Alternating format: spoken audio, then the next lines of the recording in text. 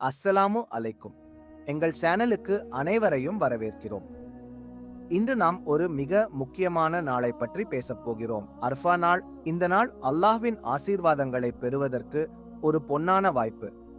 அரஃபா நாளில் நோன்பு நோற்பவர்களுக்கும் நோன்பு நோக்க முடியாதவர்களுக்கும் கவனிக்க வேண்டிய 5 எளிய விஷயங்களை இன்று உங்களுடன் பகிர்ந்து கொள்கிறேன். இன்ஷா அல்லாஹ் இவற்றை செய்தால் இந்த நாளின் முழு புண்ணியத்தையும் பெறலாம். வாருங்கள் தொடங்குவோம்.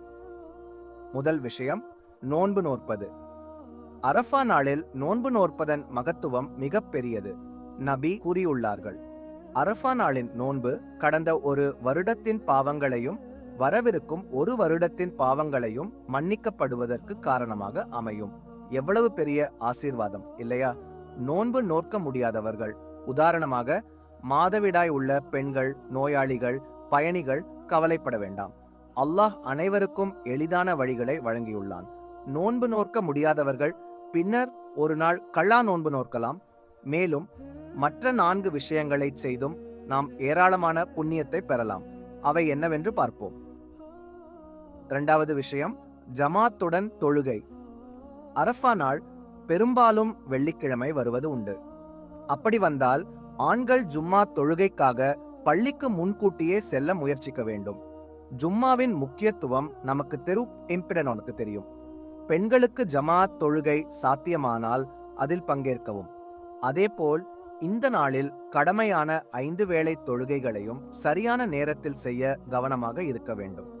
சுன்னத் தொழுகைகள், உதாரணமாக ஃபஜ்ருக்கு முன் 2 ரகத்கள், மஃரிபுக்கு பின் 2 ரகத்கள், இவற்றையும் விடாமல் செய்யவும்.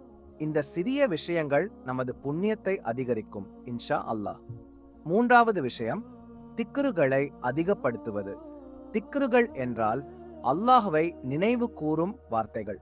இந்த நாளில் திக்ருகள் சொல்வது மிகவும் எளிது மற்றும் பெரும் புண்ணியம் தரக்கூடியது.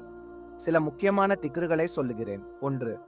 லா இலாஹா இல்லல்லாஹி 100 முறை. 2. சுப்ஹானல்லாஹி வல்ஹம்துல் இல்லாஹி வலா இலாஹா இல்லல்லாஹு அல்லாஹு அக்பர் 70 முதல் 100 முறை. 3. லா இலாஹ இல்லல்லாஹு வஹ்தஹு லா ஷரீக லஹு 70 முறை. 4.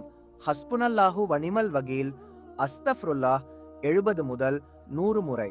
இந்த திக்ருகளை சொல்ல 5 முதல் 10 நிமிடங்கள் மட்டுமே போதும். வேலை செய்யும்போது, வீட்டு வேலை செய்யும்போது, பயணிக்கும் போது இவற்றை சொல்லலாம்.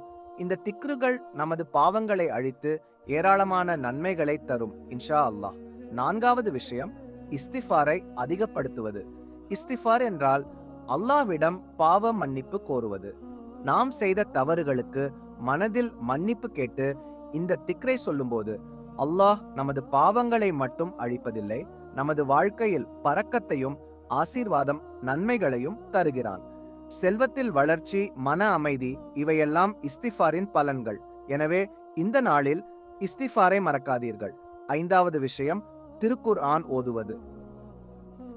அரஃபா நாள் வெள்ளிக்கிழமை என்றால் நஜியன் சூரத்துல் கஃபா ஓத மறக்காதீர்கள்.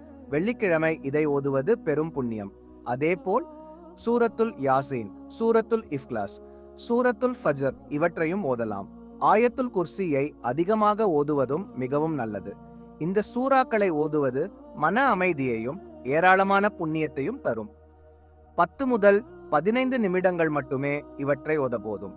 எனவே இந்த நாளில் திருக்குரானுடன் நெருக்கமாக இருக்க முயற்சியுங்கள்.